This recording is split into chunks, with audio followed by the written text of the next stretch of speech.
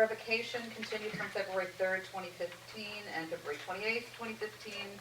High Five Pizza Incorporated doing business as High Five Pizza, Francis Holland, manager, holder of the wine and malt beverages restaurant license at 496 Mass Ave, pursuant to Mass General Laws, Chapter 138, Section 77. The licensing authorities may, after hearing a reasonable opportunity, cancel any license issued under this chapter if the licensee ceases to conduct the licensed business. Good evening. Good evening, Madam Chair, members of the Commission. My name is Attorney Kevin Crane, K-E-V-I-N, C-R-A-N-E, 104 Mount Auburn Street, Cambridge, and I represent the licensing in this particular matter.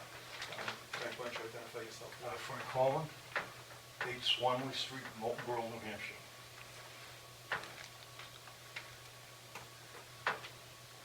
Madam Chair, I was engaged by Mr. Holland after the last hearing before this board. And since that time,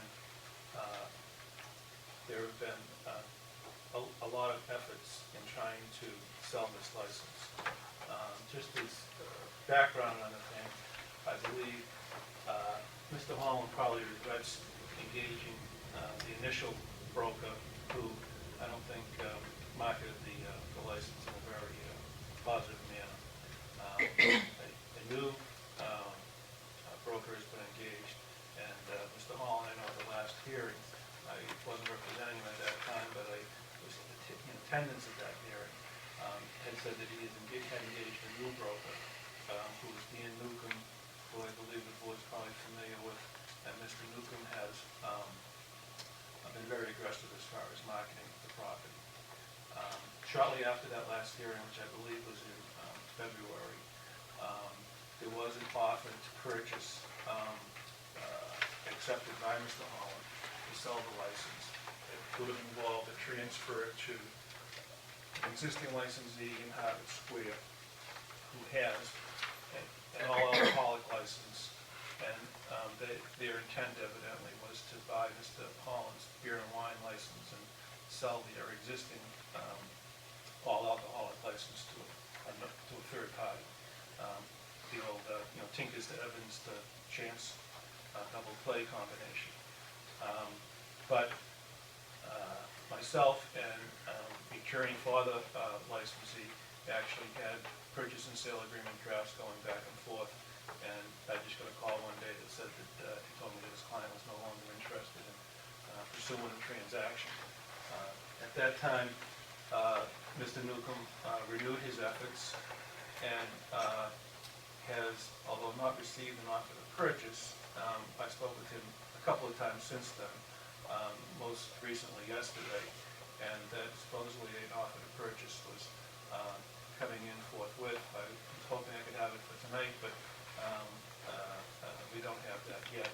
And again, I believe that transaction will be along the same lines of,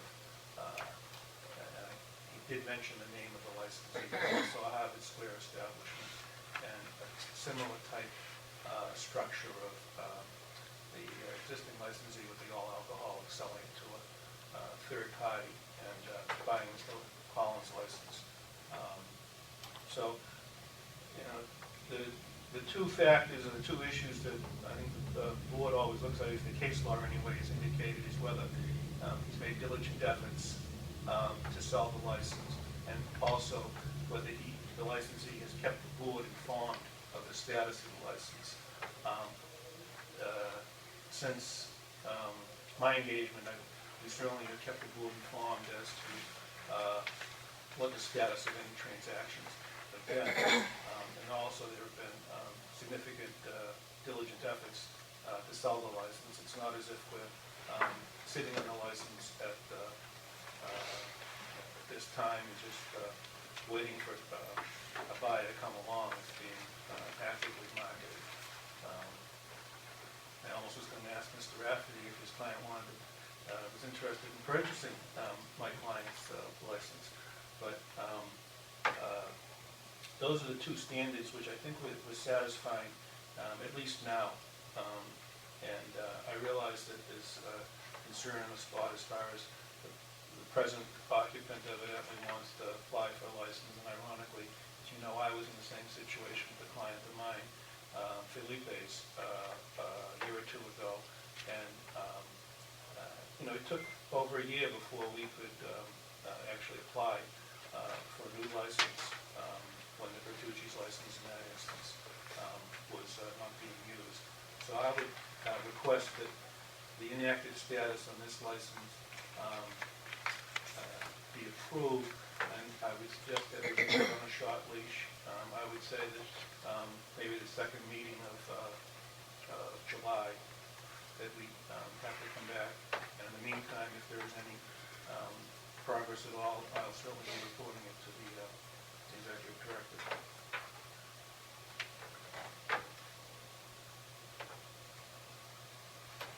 So I think from my standpoint, this is probably more of a statement than a question. My concern is, I think the difference that this case presents for me, and I'm only speaking for myself, versus your client when you were here with Felipe's, is that Felipe's had not opened yet at the time you were still looking to get the alcohol license. What I'm concerned with now is that we have someone who's moved into the old space and they're currently open, and it precludes them from applying for a license. So that is my struggle in terms of balancing giving Mr. Holland more time to try to sell his license, and then also being able to give the opportunity for the occupant of the space to be able to apply for a license, because this effectively blocks them from applying. So I think that is a challenge that this board is faced with. And again, more of a statement than a question. You know, and they could approach Mr. Holland as well.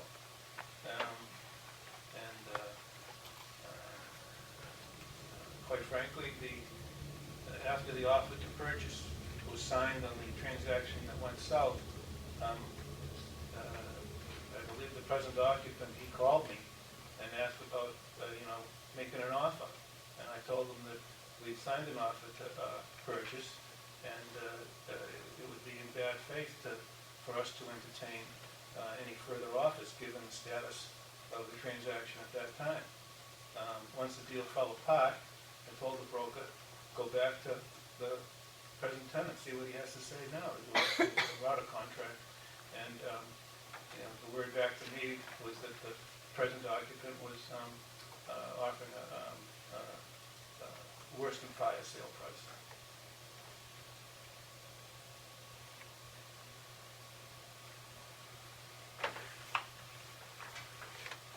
So how long has this been inactive now? Since We stopped operation last August, was it, Frank? July, July. it's been inactive since July 8th of 2014. Madam Chair, I did receive a message from Dan Newcomb today. He said that he had hoped to have a signed offer to purchase by the end of the day. Dennis Quilty is representing the person who's seeking to purchase the license, and he was unable to get in touch with him today.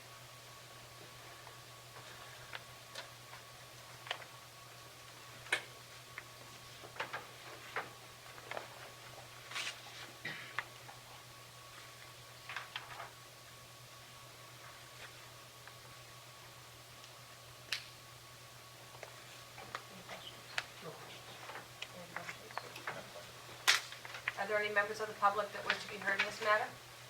Please come forward.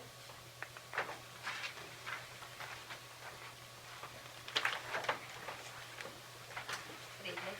Hi. If you could please state your name for the record, stating and spelling your first name and last name, please. Sure. My first name is Ayr, A-Y-R, and my last name is M-U-I-R. And So, this is, it was actually March last year that I was shut down. I think that it might be true that the committee didn't hear this until a later date, but it's been over a year now.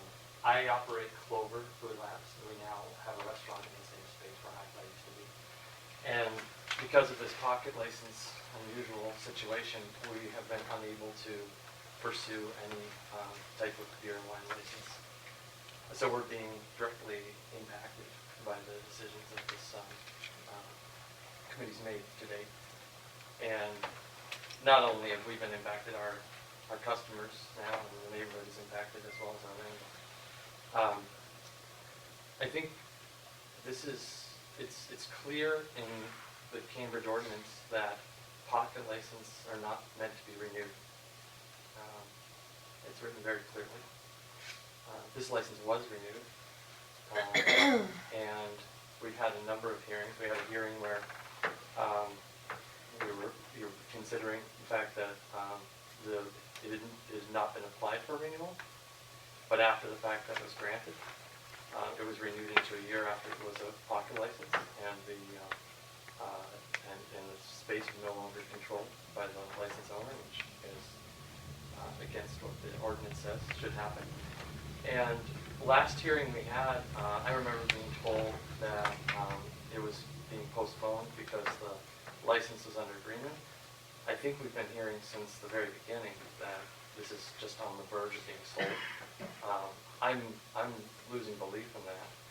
And in part because some of the things that were just said tonight aren't very believable. It is true that I reached out to Mr. Crane after the last hearing, asking if this is something we could make an offer on. And he told me that no, we couldn't, which I understand that had to do with the state of everything. But if this was an active pursuit, I would think that as soon as that last deal fell through, somebody might have given me a call. I'd expressed explicit interest in the permit, but that's not what happened. Nobody reached out to us about it. It was also stated that I guess it was implied that nobody reached out to us because our offer was worse than fire sale. And I wonder how Mr. Crane might define worse than fire sale and what that language is intended to mean. We didn't know what the license was worth. Mr. Holland was asking a very high price when he first was bringing it to market a year ago. We couldn't find any bank that would lend us that money for it. It was several $100,000. And I didn't know how much this sort of license was worth, so we did a lot of work and found out historically what these licenses have actually sold for. And the offer that we're happy to make for it is based on the historic price. We're happy to offer an average market price based on the last 5 years or last 10 years. So I think it'd be pretty hard to call that a worse than fire sale price. I think instead it's very clear what's happening here, which is that there's no real danger, I think, that is felt of losing the license, and what's being taken advantage of, and the result is that they're looking for an above market price. And I don't know that it's the role of this commission to help support Mr. Holland in achieving an above market price on the sale, because it's clear that right now, because I'm willing to offer it, he can achieve an at market value. And I don't know how better to define at market than looking at the recent transaction history. In the meantime, we can't apply for anything, so it's a funny and peculiar situation. And when you say, just so I want to make sure it is on the record, when you say you looked at the recent transaction history, you looked at the files that were available on the License Commission, and you compared what those prices were, is that correct? We literally, because there are no records kept of this apparently, we literally pulled all of the beer and wine transfers for the past 10 years, and we looked at the price associated with each of those transfers and created a little spreadsheet to look at that all.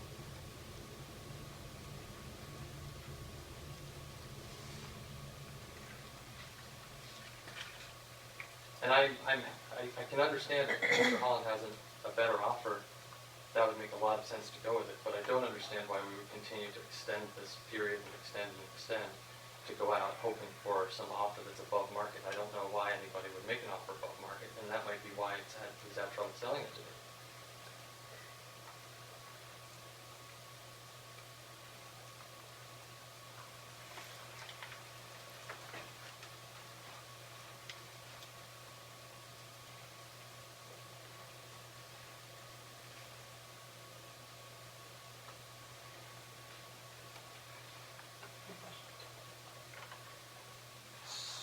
So I guess my question would be is, if in fact there is a pending offer and this now also falls through. I mean, I'm just trying to figure out, you know, how far is the commission willing to go to even extend out further the opportunity to continue to try to sell this license, given the inconvenience and serious position that's being placed on the current occupant of the property. Well, like I say, all we'll be looking for is to, you know, the end of July. I would like to comment a little bit about what the witness just testified to. First of all, my experience has been that pocket licenses in the city of Cambridge are renewed many times.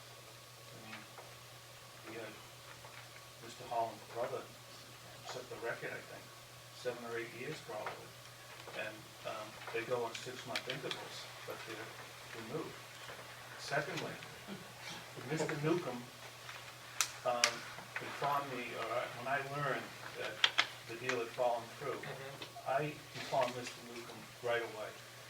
And he told me, at my suggestion, I told him to contact Mr. Muir.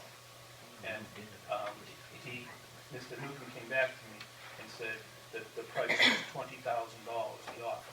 Now, in my opinion, that's a worse than fire sale price. It's also a little cute price. You know, he comes in after he's learned that the deal has gone south. Okay. Now, I get asked many times, what's the value of a license in the city of Cambridge? And no one can tell you what the value of a license is, because it depends upon so many different factors. Is it a 2 a.m. license? How good is your lease? In all these transactions, they're all as good as the lease is concerned. What is the capacity? You know, what's your business plan? There are so many different factors involved. It's not like you go around and look at different files from the license commission and you say, well, this one had a 300 capacity and it's sold for this amount, so each seat is worth such and such. I had one person once try to define fair market value that way to me. And I said, you know, it really doesn't necessarily work out that way. You know, you might have a lease of only 2 years left rather than 15. The Bertucci's license, which we talked about earlier tonight, was a beer and wine license, which sold for $125,000. Mr. Holland, on the deal that went south, they accepted an offer for $100,000. So I don't think he's trying to squeeze the market. So getting back to my original question. Yes.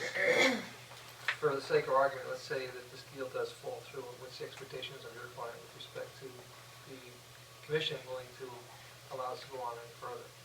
Well, I'd probably have to come back here and see what the commission would say at that point in time. And maybe it's, I don't know what the status of the transaction would be at that time. And that would depend, I think, a lot, what that is would dictate a lot what I think the commission would say to us at that time.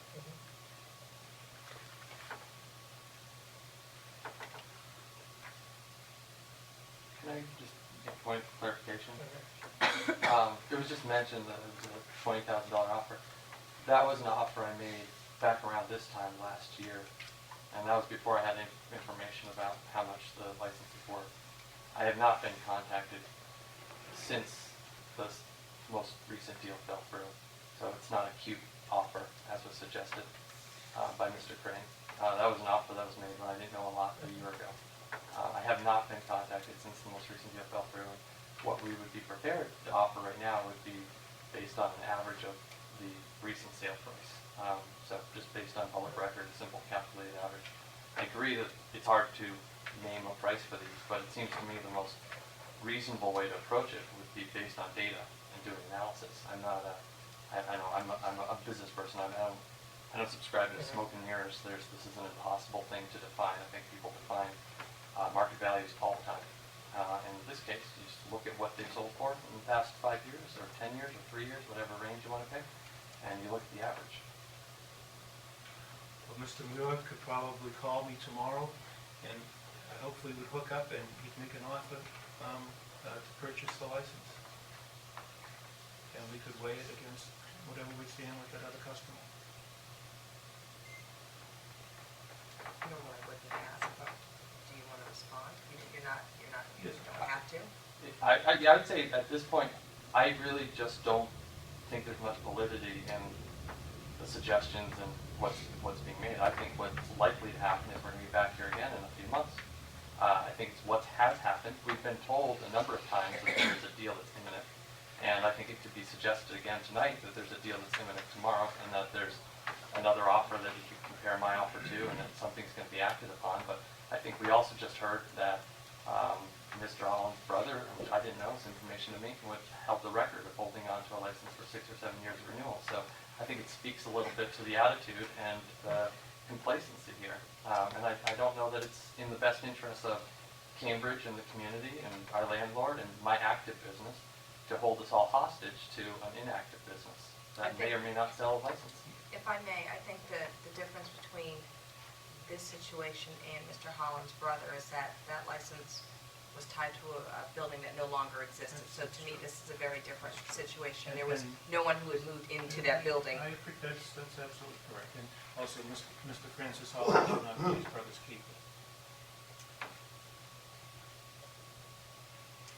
So let me, before I make a motion, is there anyone else that wishes to be heard in this matter?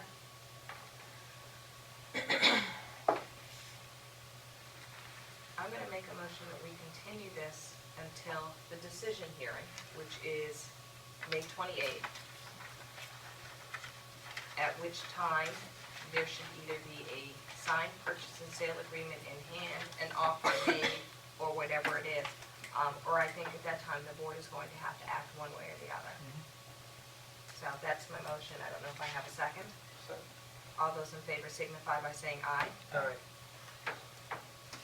So, Okay, thank until you. the 28th.